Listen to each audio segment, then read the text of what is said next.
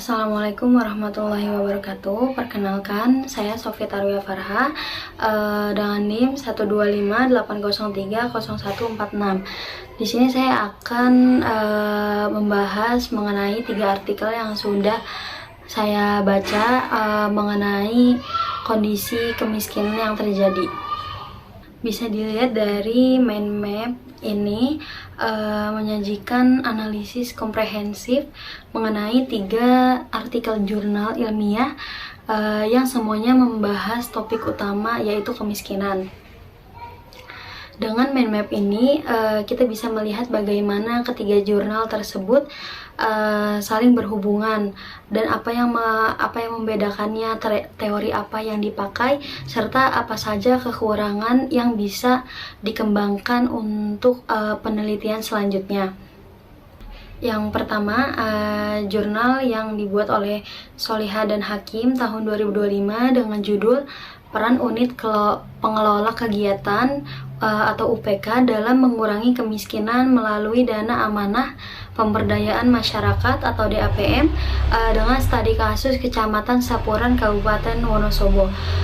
Fokus artikel ini membahas secara spesifik tentang lembaga atau tim yang mengelola dana bantuan sosial UPK dan bagaimana penggunaan dana DAPM tersebut.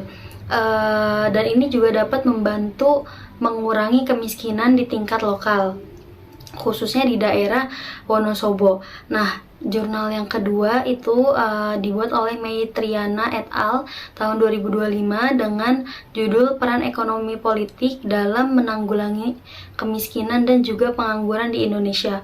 Fokus dari artikel ini yaitu memiliki ruang lingkup yang lebih luas, yaitu dengan membahas bagaimana kebijakan pemerintah, hukum, dan sistem ekonomi negara yang berpengaruh terhadap tingkat kemiskinan dan juga jumlah pengangguran yang ada di seluruh Indonesia. Dan jurnal yang ketiga yaitu yang dibuat oleh Rahmawati dan Febrianto 2025 dengan judul PEKKA Feminisasi Kemiskinan dan juga Ketidakadilan Sosial. Fokus artikel ini yaitu menyoroti sisi khusus, yaitu fenomena di mana perempuan memiliki resiko yang lebih tinggi atau lebih rentan untuk mengalami kemiskinan dibandingkan dengan laki-laki, serta ketidakadilan yang terjadi akibat perbedaan gender. Nah, ada persamaan.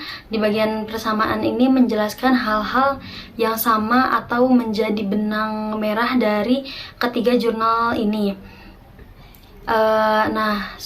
Ketiga jurnal ini sama-sama membahas tentang kemiskinan. Ketiga penelitian ini memiliki objek kajian sama, yaitu menjadikan masalah kemiskinan sebagai topik utama yang ingin dikaji dan juga dipahami lebih dalam.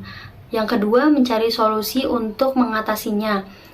Tujuannya dari ketiga jurnal ini tidak hanya sekedar menguraikan masalah, tetapi juga sama-sama berupaya mencari strategi, cara, atau solusi yang efektif agar angka kemiskinan bisa diturunkan dengan kesejahteraan masyarakat dan kesejahteraan masyarakat bisa meningkat. Yang ketiga, bagian perbedaan.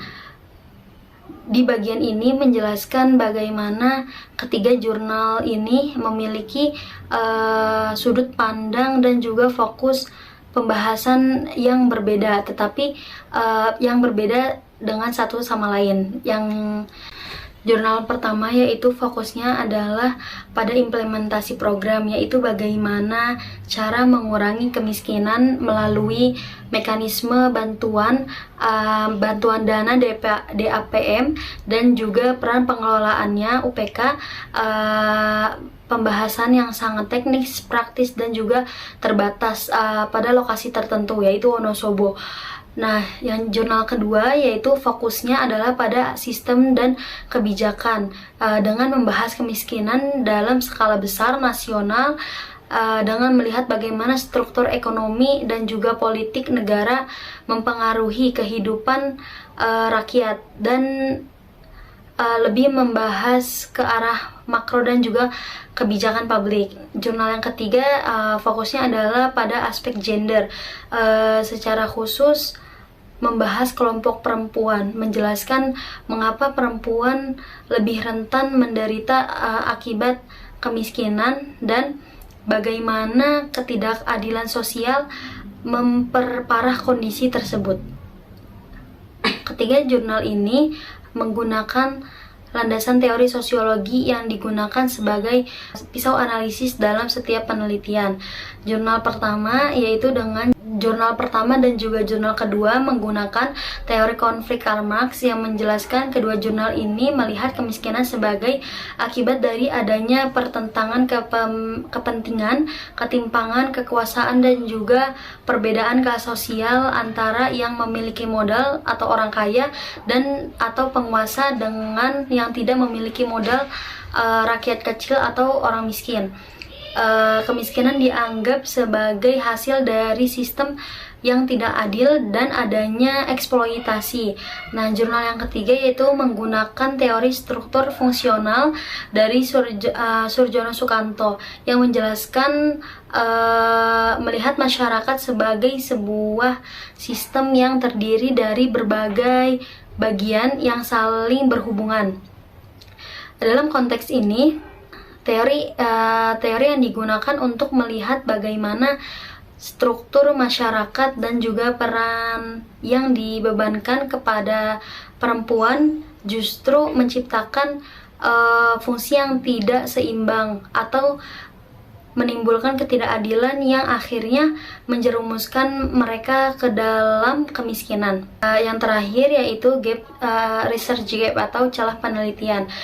Ini sangat penting karena menjelaskan apa saja yang masih kurang atau belum dibahas secara tuntas dalam ketiga jurnal ini, sehingga bisa menjadi peluang untuk penelitian selanjutnya. Yang pertama yaitu dampak jangka panjang. Penelitian yang ada selama ini cenderung hanya melihat hasilnya dalam waktu singkat saat program berjalan. Belum banyak yang meneliti apa dampaknya setelah bertahun-tahun. Apakah kemandirian ekonomi masyarakat tetap terjaga atau justru kembali seperti semula, yaitu dalam keadaan miskin. Nah, yang kedua, penelitian lebih kompleks.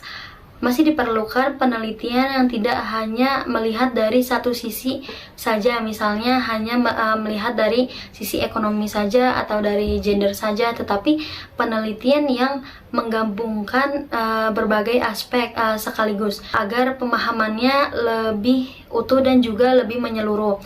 Nah, yang ketiga yaitu research gap-nya, solusi untuk mengatasi kemiskinan.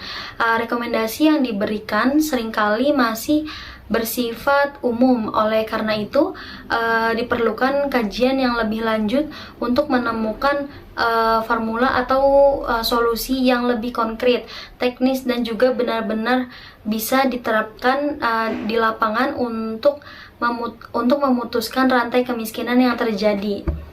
Sekian dari saya, kurang lebihnya mohon maaf. Wabillahi taufiq wal hidayah. Wassalamualaikum warahmatullahi wabarakatuh.